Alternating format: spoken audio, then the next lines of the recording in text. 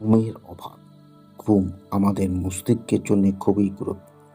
ঘুমের অভাবে মস্তিষ্কের কোষগুলো সঠিকভাবে কাজ করতে পারে না, যার ফলে স্মৃতিশক্তি দুর্বল হয়ে পড়ে। তাই প্রতিদিন 7 থেকে 8 ঘন্টা ঘুমানো জরুরি। শরীরের জলের অভাব মস্তিষ্কের কাজ করার ক্ষমতাকে প্রভাবিত করে। শরীরের জলের ঘাটতি হলে স্মৃতিশক্তি দুর্বল হয়ে যেতে পারে। তাই প্রতিদিন প্রচুর পরিমাণে জল পান করতেই হবে। মাল্টিটাস্কিং।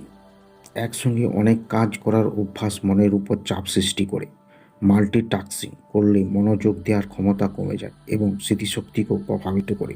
তাই একবারে একটি কাজ করাই বেশ ভালো। সামাজিক আলাদা থাকা। সমাজের সঙ্গে সংযুক্ত থাকা মানুষের জন্য খুবই গুরুত্বপূর্ণ।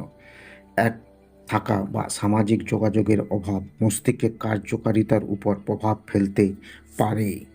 মানসিক চাপ এবং উদ্বিগ্ন। মানসিক চাপ এবং উদ্বিগ্ন মস্তিষ্কের জন্য ক্ষতিকর। দীর্ঘ সময় ধরে মানসিক চাপের মধ্যে থাকলে কর্টিসল হরমোনের মাত্রা বেড়ে যায়, যা মস্তিষ্কের কোষগুলো ক্ষতিগ্রস্ত করে। এই কারণে স্মৃতিশক্তি দুর্বল হয়ে যেতে পারে। স্মার্টফোনের অতিরিক্ত ব্যবহার। প্রতিটি তথ্যের জন্য ইন্টারনেটের উপর নির্ভর করলে আমাদের স্মৃতিশক্তি ব্যবহার কমে যায়, যার কারণে স্মার্টফোন এবং সোশ্যাল মিডিয়া অতিরিক্ত ব্যবহার মস্তিষ্ককে অলস করে তোলে। ধূমপান এবং অ্যালকোহল পান। ধূমপান করলে এবং অ্যালকোহল খেলে মস্তিষ্কের কোষে ক্ষতি হয়। এটি স্মৃতিশক্তি দুর্বল করার পাশাপাশি মস্তিষ্কের কর্মক্ষমতার উপর ব্যাপক প্রভাব ফেলে। অস্বাস্থ্যকর খাদ্য অভ্যাস সরাসরি প্রভাব আমাদের মস্তিষ্কের উপর পড়ে। জাঙ্ক ফুড, ভাজা খাবার এবং চিনিযুক্ত খাবার মস্তিষ্কের কাজ করার ক্ষমতা হ্রাস করে দিতে পারে।